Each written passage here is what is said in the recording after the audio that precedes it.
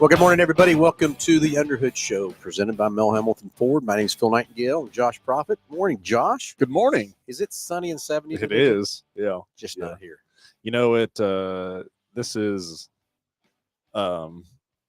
this weekend. Well, what is about to happen, I don't know, for whatever reason, is always one of my favorite holiday seasons or time of year.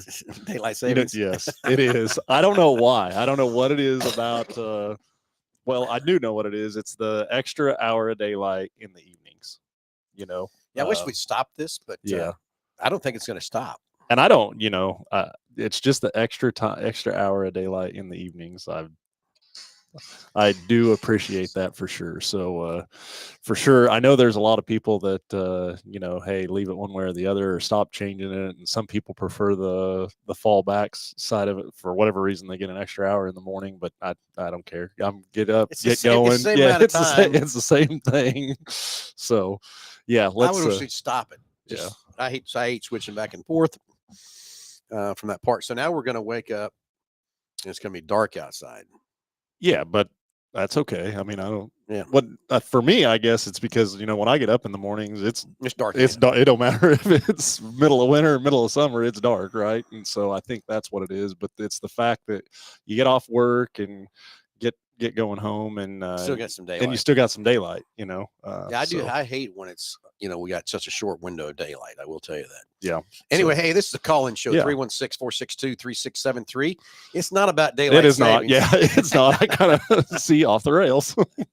Right in the ditch. Yep, just like that. Anyway, anything ailing your car, tires, brakes, batteries, anything you want to talk about in the automobile world, love to take your call, 316-462-3673.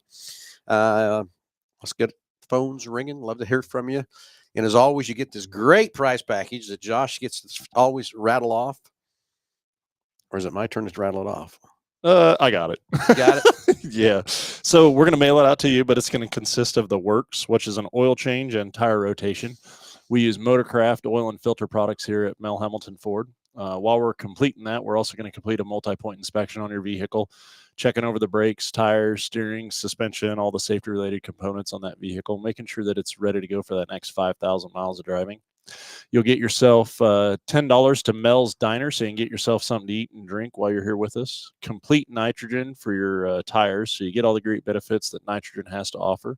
And then a BG products package, which consists of a can of MOA, or motor oil additive, for your engine oil. And then 44K for your fuel system. Again, just getting that vehicle geared up and ready to go for that next 5,000 miles of driving. So. Every caller, 316-462-3673. Anything ailing your car, tires, brakes, batteries, you want to talk about anything in the automobile world, heck, you want to talk about something about racing, you want to talk about Salt City Racing, we'll talk about that too. Each and every caller gets that great prize package. So anyway, Josh, been a wild week around here. It has. Yeah, it has. But, for sure. I'm glad the summer's around the corner. I'm glad the heat's coming. I'm tired of being cold. I'm tired of fighting the snow, but then I see we might have some snow coming later in the week, but that's too far out. Too far out. They can't be that accurate. I'm not sure what they haven't been that accurate. It was on the TV this morning. I just seen sunny and 70. I get what you thought you saw, but that's hard to say what the weather's going to do. They've missed it so bad. I wish I had a job like that. I could just guess and miss it and not worry about it. Huh? Is there a percentage you think that I don't even know how you could. There's got to be some stats out there, right? Or a percentage that a weatherman is graded on, or. Okay, again, back in the ditch. Automotive. Anyway, Tim Daniels, morning, Ricky and Cal. So I'm guessing you guys won't be on until 10 next week. Nah, we'll still be here at 9 o'clock. Yeah. Even though the time does flip back and forth. We will which again, I hate. Yeah, we'll adjust to the time. So hey, Jeff Daniels on there. Morning, Jeff. Anyways, Peyton Burkhart. Burkhart, how you doing, buddy? So anyway. So I've got a topic that I was going to bring up here. I was going to pull this up that we can get going. And I think everybody has got one of these at some point or another. So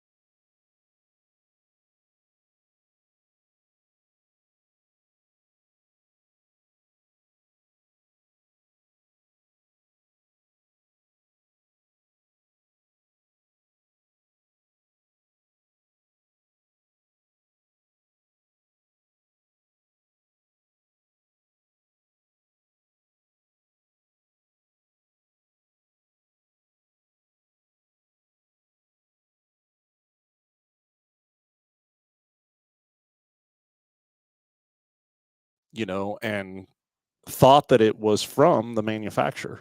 Yep. And saying, hey, what do I do here? Or what do I need to do? What blew my mind is, which I'm sure it's how accurate they were to that customer's actual end of their warranty mileage wise. So I don't know if it was just coincidental or where they're getting that information at, but to the lengths that they go to have that information. And then two, where, so I thought maybe we'd talk about kind of where that information comes from, how they get it. But then also too, if you're getting a piece of mail like that or a phone call from an extended warranty company, honestly, it's probably not the right extended warranty company. Is that fair to say? I'm with you 100%. I mean, over my years of selling warranties and stuff, I mean, I go back to how many warranty companies I have fought and argued with them to about it's in their description of what's covered, but they won't cover it. Or incidental repairs where you have, say, a oil pan gasket go out, but they're not going to pay for anything other part other than that gasket. They're not going to pay for any oil. They're not going to pay any other parts it might take to get that oil pan off or whatever. Or like an axle seal starts leaking and it leaks all over the brake pads, and they won't cover the brake pads. They're just going to cover the seal. I mean, the reason the brake pads are bad is because that seal failed. Fight those things all the time. And that's kind of why we went and got tired of fighting that and went to our own extended warranty company. So yeah, I've had about 4 things happen this week specifically with extended warranty companies. And then this letter being one of them, the individual brought it in and just, said, hey, what do I need to do with this? Or is this something, is this actually from the manufacturer? The second scenario or case of it was we are doing a transmission repair. And it is the extended warranty company is, picking up the large majority of the repair. They only want to pay, X number of dollars on the labor side of things, which obviously, I mean, the door rate that they're wanting to pay for the labor rate, there's nowhere that you're going to get that rate. Mm-hmm. And if you are getting that rate, you need to run because it's not the right guy working on the vehicle to start out with, and I'm not even saying that it's, that, I mean, the rate's not even close to what the minimum shop average would be. But then in addition to that, they're making the customer pay for the fluids that go back in this vehicle. And I'm thinking that's part of the repair. I don't understand why, but it's in their contract. But I know that probably wasn't discussed at time of purchase and stuff like that. And again, it was somebody, hey, Rex, can you hear us now? I said he can't hear us at first. That's maybe when Josh is playing with that. Well, yeah, I don't know if when I flipped on the other. Yeah, maybe. I bet it was when I flipped on the other deal. Yeah, if you can give us a thumbs up there or something, I think should be good to go there. Hey, morning, Delbert. How's Delbert doing this morning? So for them to not pay for fluids on a repair that they're going to take care of, it seems crazy to me. Oh, I know. And then another instance, we've got a gentleman that needs an engine, and he purchased this truck from an individual. And when he went to the bank and got a loan, that bank offered some sort of contract or warranty with the truck.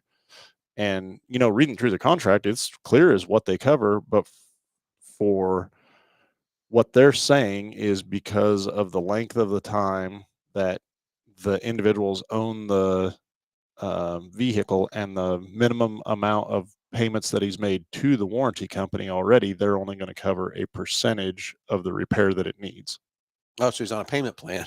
So, and if they're worried about it, he's going to get that engine fixed, so he's going to cancel, not pay no more. And that to me, yeah, that was a newer one on me, and it just amazes me what sometimes, and I don't know, being in this industry, you see a lot of things change and evolve and stuff like that. But I just can't fathom that I'm purchasing this from you and you're only going to honor a percentage of that.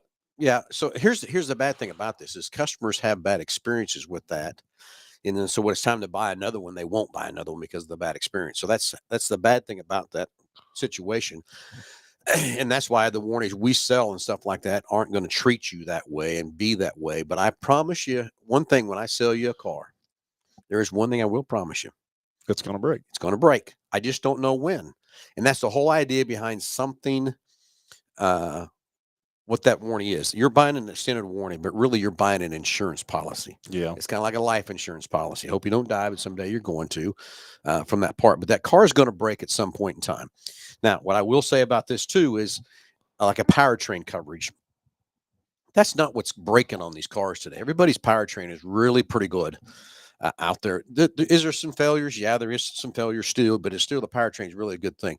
The warranty is really not for the engine and transmission. It's really more for all the sensors and relays and motors and all the electronics and all the screens and all that kind of stuff that really kind of fails in these cars today.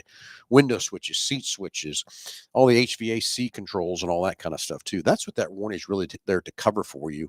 To help you with that. And it's not to spend your money, but it's basically you're spending money on future repairs that doesn't come out of your pocket down the road. And do they always span out and pay for themselves? Sometimes they don't. But I'm telling you, with the amount of business we see through here, there's a lot of customers who are getting a lot of benefits out of those warranties and not having to pay. Well, and I wonder that too, just like the example, or you being in this industry and in the service department and seeing the broke stuff Oh yeah, all the time. You know what I'm saying? Like, we see a lot of customers that are extremely happy that they have an extended warranty, but also we're here where the stuff's broke. And what I will tell you is, I've never told a customer, hey, this transmission's out or this motor's out and your warranty's going to pay for it, and they were never unhappy about that. yeah. You know what I'm saying? From that perspective. And I just when you get into the level of complexity of what these new vehicles are, to have that protection is well worth it.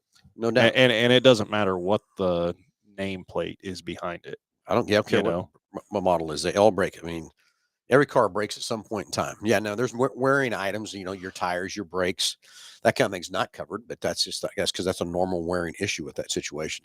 Like there's Rex says, scammers gonna scam. That's exactly right. You got to be careful what you're buying, who you're buying from, and all that kind of stuff too.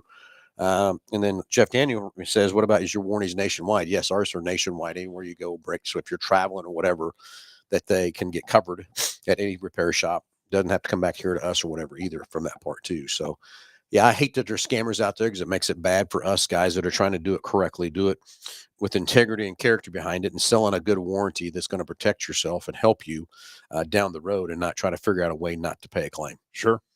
It's just like the other day. We always get these people talk about scammers that come in to see Lisa and I want to sell us different things and stuff for the store. And one of these guys referred this guy to us, and he walks in, and as soon as he walked in the door, he was with an extended warranty company, and I seen that on his shirt. I looked right at him. I said, buddy, I don't know what you're doing here, but if you think I'm selling your POS warranty, you're crazy. I'm not even wasting my time with you. And turn around, and I walked away, as I wasn't going to waste my time with that guy. And he somehow weaseled his way to scamming a way to get in to see Lisa and I from that part. So it just sucks that those guys are out there doing that to the in the world, because it makes us all look bad from that part. But I will promise you, buy a warranty from us. It's a good warranty. It's going to cover you. It's going to help you. It's going to protect you. And hopefully you don't ever have to use it. But if you do, it's going to get you coverage and everything else too from that part. So now the real question is, what do you buy for a warranty? Well, that's the next thing. When a consumer's presented options, they've got all these different packages and, this, that, and the other. And then, deductible is a whole nother level of choice. And the other day I seen one, I'd not seen that before, but they had like $1,000 deductible on something. And I'm thinking, I don't know. I mean, I hope that what they paid for the warranty was very little, just because the amount of repairs that are, over $1,000. I don't know.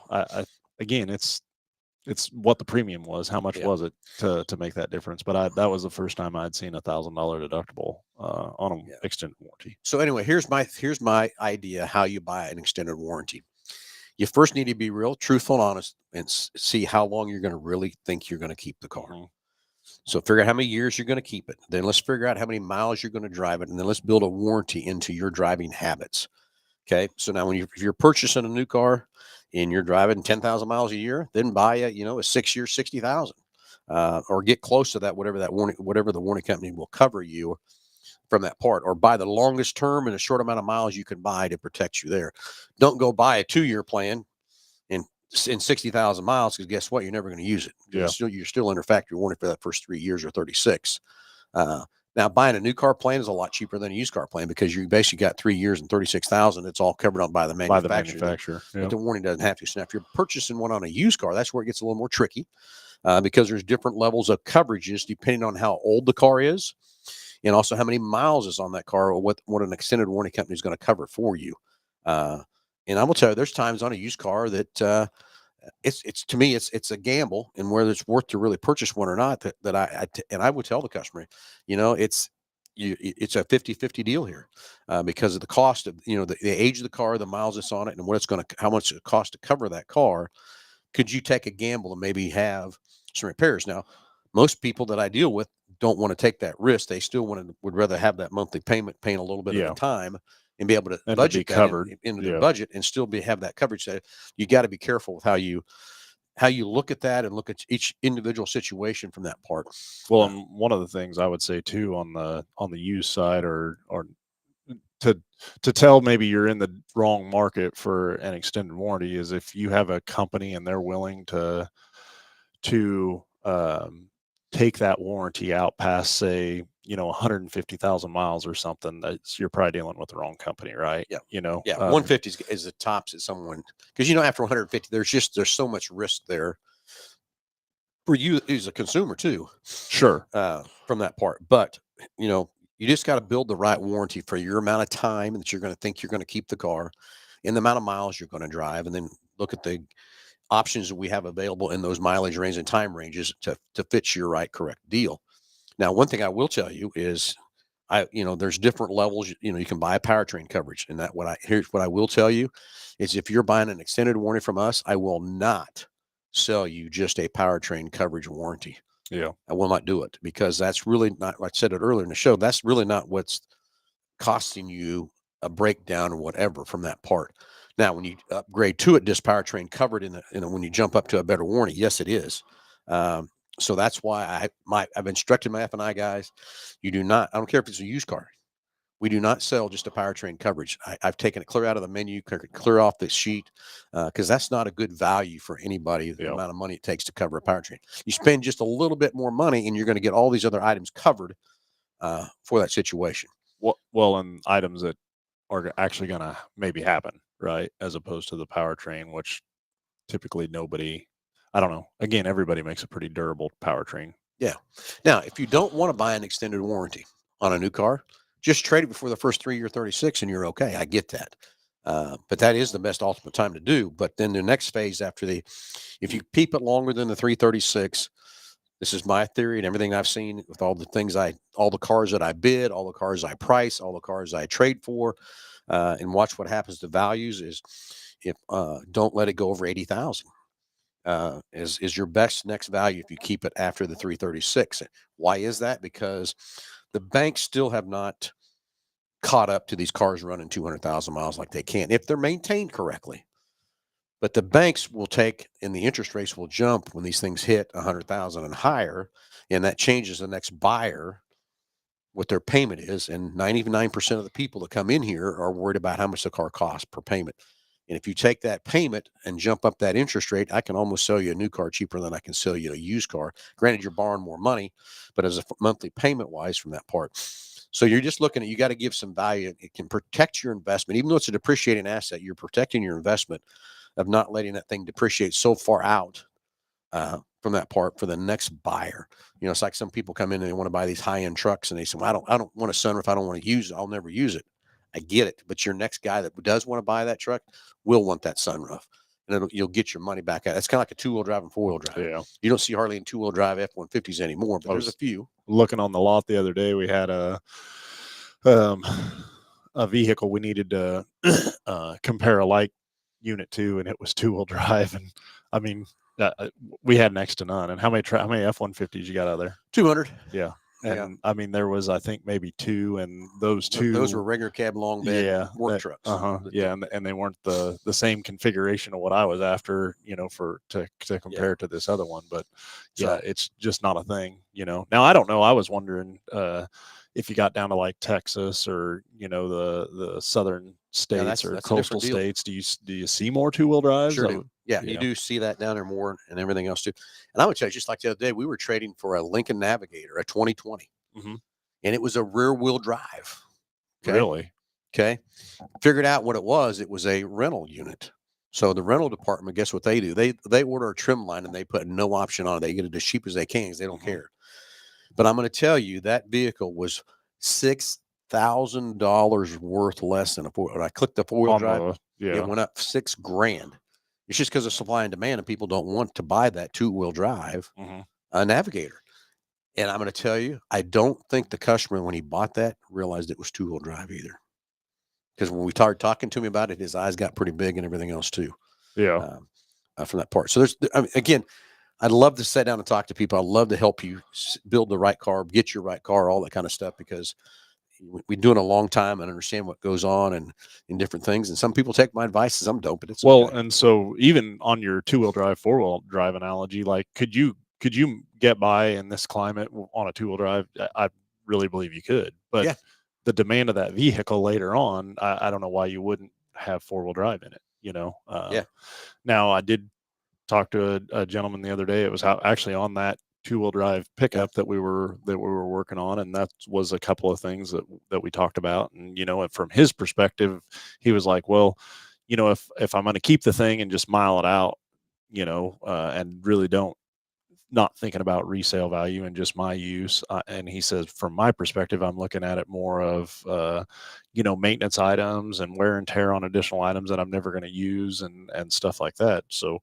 in his particular situation, two-wheel drive, okay, but if you're only going to keep it for 2 or 3 years and get rid of it, then different ball game. Yeah, it is a different ball game. And then the other thing I would say to that is, and you've done this and you get in the same situations I do, but the people's intent when they look to purchase something or order a vehicle specifically, I want it this way, and I'm going to keep it forever.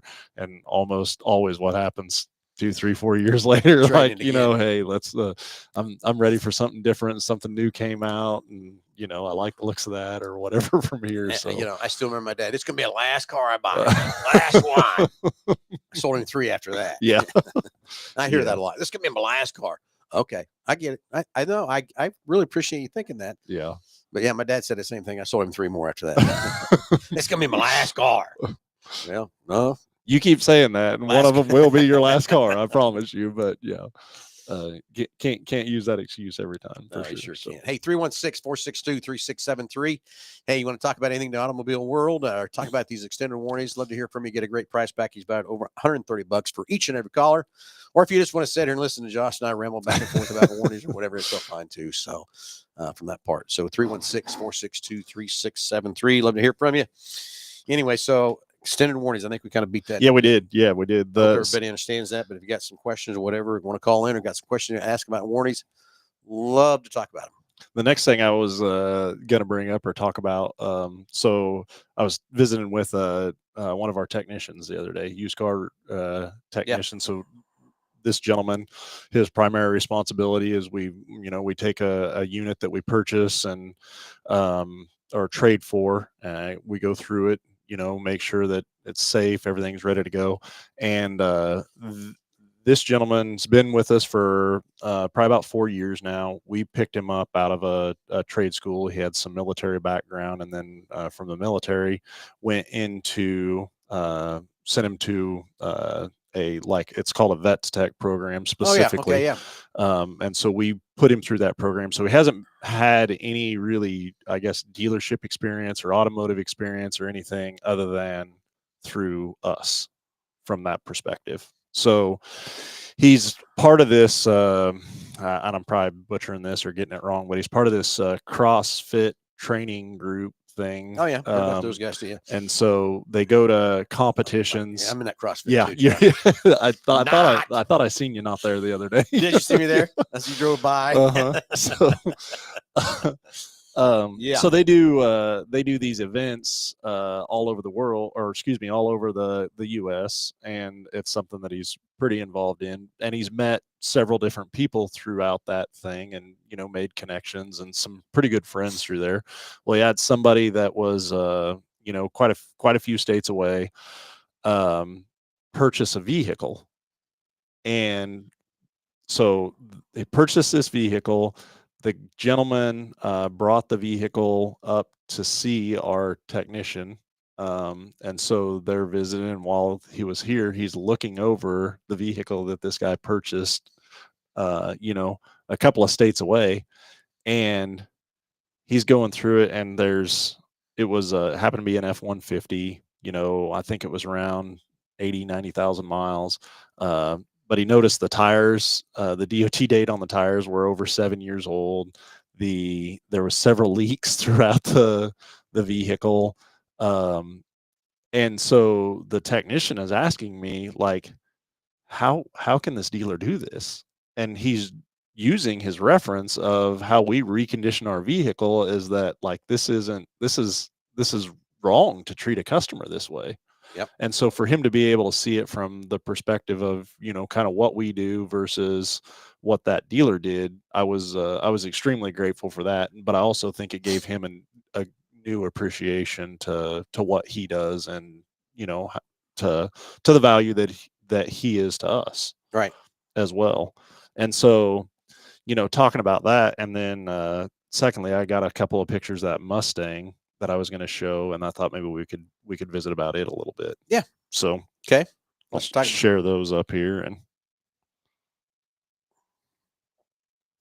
we'll get those brought up. And then this time, I'm going to make it to where you can actually hear us.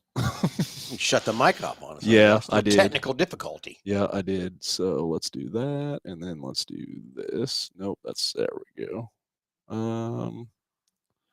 I think you can, should still be able to hear us at this point. So let us know. Hey Rex, give us a thumbs up. Let us know in the chat if for whatever reason that is not the case. But I believe that you should still be able to hear us. This we'll have to ask Gus about that. What the deal is there? There we go. Okay, so essentially this was I don't remember the exact year. But I think it was a 2022, 23. Okay. Had about 18,000 miles on it. Okay. And we were looking at trading for this car. Oh, is this that Mustang? Yeah, this is that Mustang. It's a 23. Okay, so 23. 14,000 miles. Okay. Mind you. Okay, so 14,000 miles. So this is the undershield, or the air splitter, which had been ripped off previously. The other part of this is missing, but this is a wood glue that we tried gluing it back on, and then reattaching it with deck screws. Which is what we didn't do that. No, not we. Somebody did. Okay. Oh, now I see the screws. Oh wow. Yeah, that were under this thing. And again, 18,000 miles. Okay. No, it's 14. Yeah. 14 on a 2023. So a couple of images there. This was just displaying that no cat on the car. So it had been tuned, no cat, had a air box in it as well. So like the under shields on it. So this shield is completely ripped and then hanging down here on the bottom side of this vehicle. Yeah. Okay, so this is we can spend a little bit of time here, but this is I know what that is. Okay, so kind of explain what they got going on here. So basically what they will do there, they will send a little unburned fuel down through that pipe and then fire that spark plug and shoot flames out the tailpipes. What they're doing. Yeah, so this is a nice weld job there too, Josh. This is a actual. You didn't do that, did you? Did not. This is an actual spark plug that was welded into the exhaust. So a couple of things from this. So an actual spark plug that's welded into the exhaust. Now, they're killing fuel in this particular application. They actually had a toggle switch connected to the ignition coil. And so they were killing a complete cylinder. Oh, yeah, killing a cylinder, letting that fuel just roll through it. And letting the fuel go down into the exhaust and roll out the back to do that. So, I mean, from a cool perspective, flames shooting out the back of the exhaust, maybe when I was a teenager. But not on a 23 Mustang. Yeah, and now my deal is the damage that's done to the engine side of this thing. Oh, yeah. From just pouring that fuel down. Dumping unburned fuel in there. All that's going into the oil. Yeah. You know. Look at them rear tires. Hold tires on. Got a lot. Yep. That's where, so this was just aftermarket suspension components on it. Look at that tire, man. It got a couple more miles left in it, doesn't it, Josh? Now. Maybe. Okay. My question is, do you want to be the person that some dealer gets a hold of this car, patches this thing back together? Do you want to be the second owner of this vehicle? Well, I can tell you what I did. I did trade for it, Josh. I can tell you what I did with it. It headed to the auction. And I sold it at the auction on a red light. But my thing with that, though, is someone's going to go patch that car back together. Yeah, there's somebody that's selling that car. I wasn't going to sell it. But your conscience couldn't let you sell this car. No. Nice rear spoiler action. Yeah, so again, we're using deck screws to mount. I mean, look at all the holes drilled in this. It doesn't go over far enough, but anyways, I think you get the idea of kind of where I was headed there. So yeah, isn't that crazy? But that's on a 23 Mustang. The dad got a hold of the car and brought it in and said, "What's this worth?" And I said, "I don't know." I mean, the other thing you didn't take pictures of is body damage. Yeah, you showed the front. There's body damage all over that whole car. Yeah, from that part. But that was probably a. I don't remember how much it was new. It was about a 60 grand car, I believe. And I hate to tell you what it brought at the auction. Yeah. Everybody, it's a $60,000 car new, 14,000 miles on it. And I took it out there and it brought a whopping 14 grand. Okay.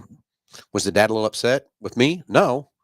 But he knew he had to do it because there was no way. I told him, I said, I can't keep this car in the slot. I'm not going to fix this car in the slot. I'm not going to do that and turn around and sell it to somebody. But I did take it out to the auction. 14 grand is what it brought. And I put it on a red light. So, I mean, red light means you're buying it as is. This is what you get. Is what you get and everything else, too. But it was out there for 2 days. So everybody could see the car, knew what it was before it went down the auction line and that sort of thing. But, someone is going to go get that car and patch it up for somebody, but someone's going to enjoy the car for a short amount of time because some of that damage that's been done to that car is going to eat it up later. Yeah. Long term, it's been affected, right? Yeah. Now the thing is, if you do take that in for, say, someone does patch it back together, we'll be able to tell that tune was in the computer. That's the other thing is Ford's done a good job, and all the manufacturers done a good job of knowing to be able to go in there and see the tune has been put in that car, taken out, or put back into from that part. Yeah, Rex. Remember the run what you brung races? I sure do.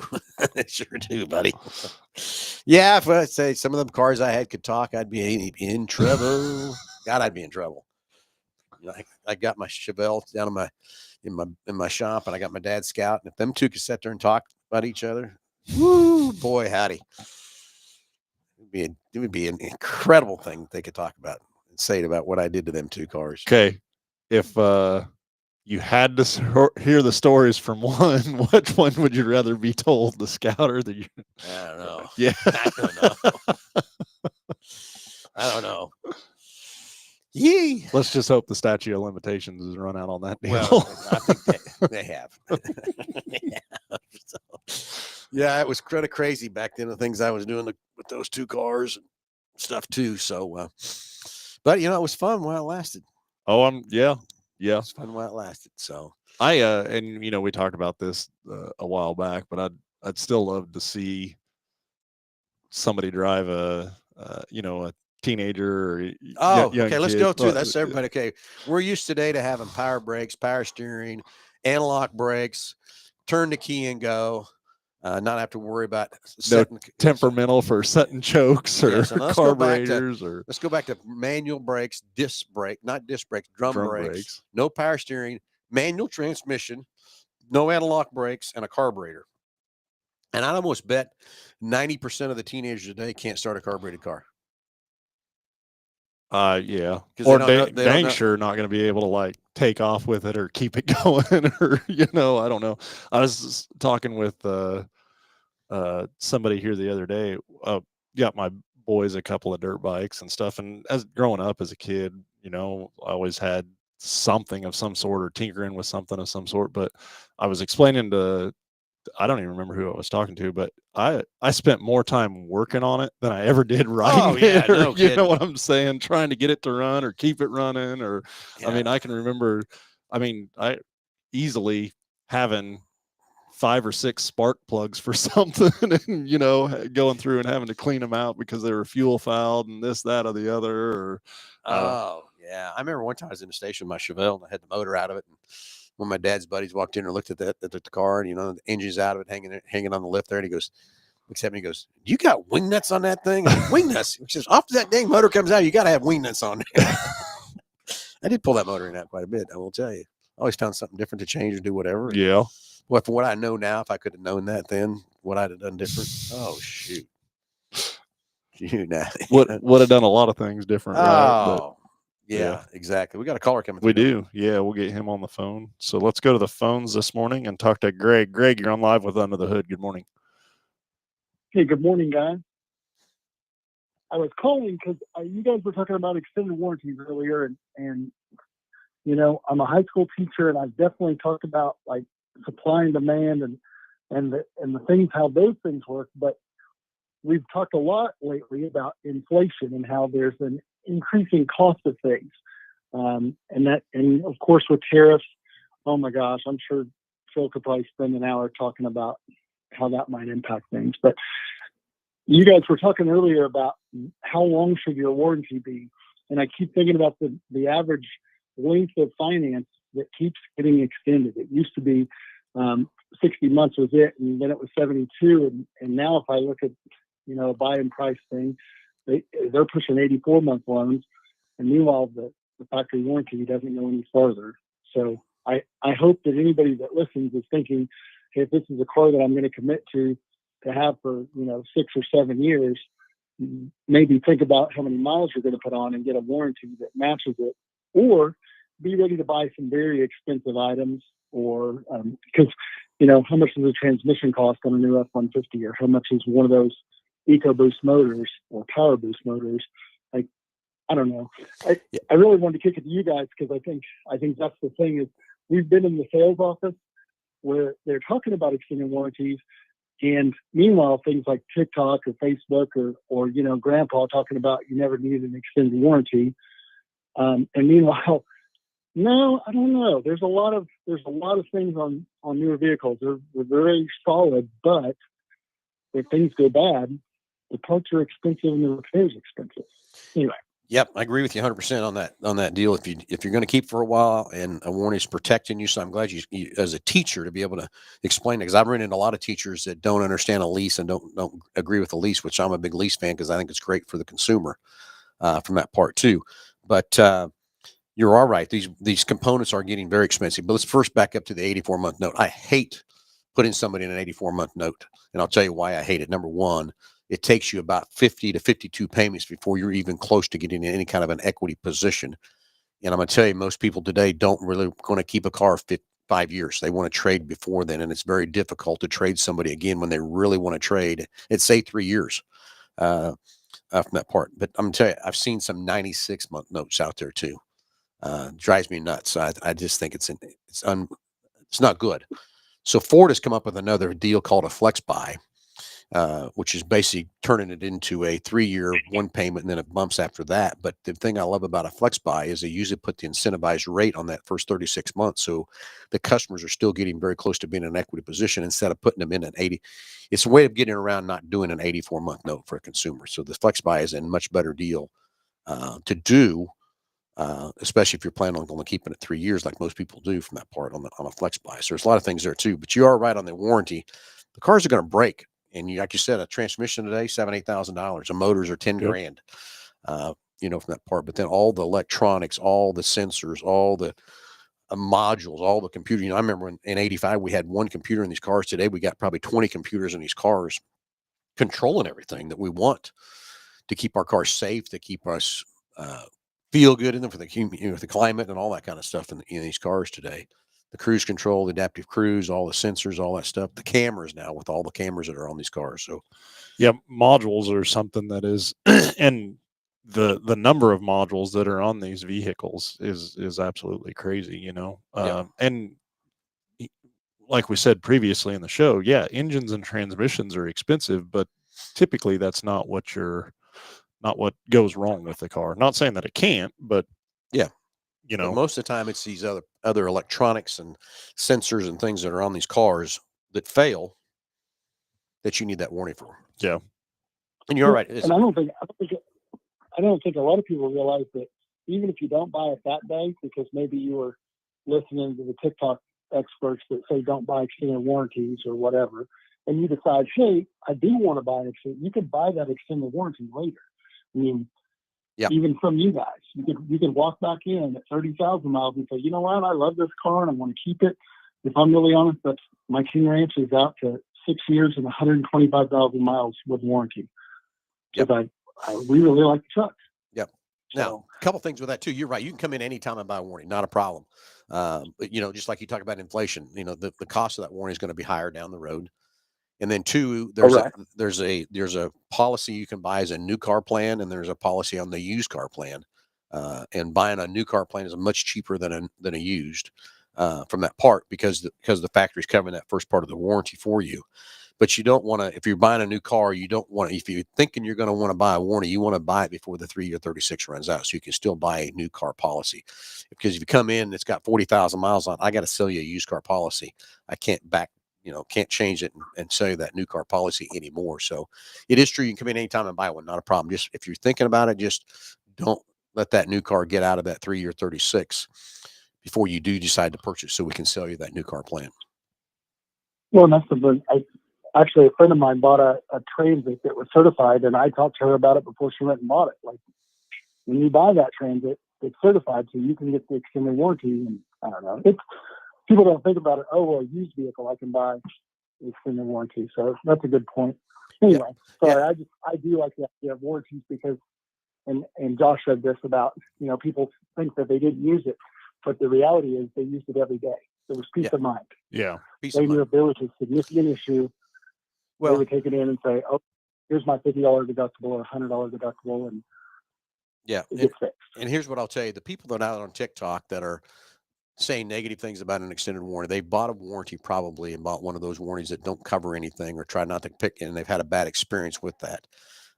For every one customer that's had that bad experience, I can show you customers every day in our service department that are loving their extended warranty for things that have broken or that happened that saved them thousands of dollars from that part. But those people out there are doing that have just had a bad experience from that part. But you talk to anybody that's got any character integrity about them selling extended warranties out there today and selling a good warranty, not one that's going to be not covering everything. It is a good investment to buy an extended warranty for your vehicle. Promise you, hands down. Right. If I could circle to something else, because sure, I like the Ford Pack points, and I actually love cars and talking about cars, so I listen every Saturday anyway. But the Ford Pack points are really, really cool. And I was talking to somebody that at work that they were talking about how they had points from when they bought a car, but then they were going to expire, and I was like, why don't you have the Ford credit card? If you have the Ford credit card, your points don't expire. You're going to keep using your card. And I didn't even know that until a couple of years ago. And I was like, I thought the same thing. No, these are going to expire. But then I discovered, no, they really don't. If you have a Ford credit card which you're actively using, it keeps the points live forever. Well, I'm going to tell you, you just taught me something that I didn't know either. Did you know that, Josh? Yeah. So, and then the other side of that is when everybody's going to need maintenance, right? Everybody's going to need an oil change. Everybody's going to need something like that. So why, if you're able to use that card to help cover something that is really a necessity, why wouldn't you do that? Yep, that's right. And I got my Ford card when I got my F-150, and I don't know. I discovered all this stuff, and I didn't know about the points not expiring. But I was, that's neat. I didn't realize my points didn't expire. Not because of that. I just thought they didn't expire. But anyway, Well, it's a really cool deal. That's very cool. I didn't know that either about the credit card side of that situation. So, I appreciate teaching me something today. So, yeah, that's things so, because I just ran into a customer this week that said, "Hey, my points about to expire. Make sure you use them on my oil change." I said, "Okay," but I didn't think about that either, too. So, well, and if we're really honest, that's why every Ford finance vehicle, you should be saying, "Hey, do you want the Ford credit card? Because it'll keep those points live and whatever, all your purchases." My wife's kind of interested. She's like, "Well, how much you gonna let your points run out?" Because I'm at about 250,000 points, and she's like, "Well, what's that going to be? Your next down payment?" I'm like, could be. Maybe. Yep. I don't know. And I tell you, we do use some of those points a lot for down payments and stuff on cars. For sure, it does happen a lot. We do that. I don't know. Okay, fair enough. I just the how we do things as consumers really does matter, and so yep. I don't know. When Josh said, they didn't use the warranty, I'm like, no, we use it every day. It's for peace of mind. I don't mind. Anything about this. That's exactly right. If it breaks down, you're not gonna have any big dollars coming out of your pocket. Right. Anyway, thank you guys. I appreciate the time. No, hey, appreciate the call.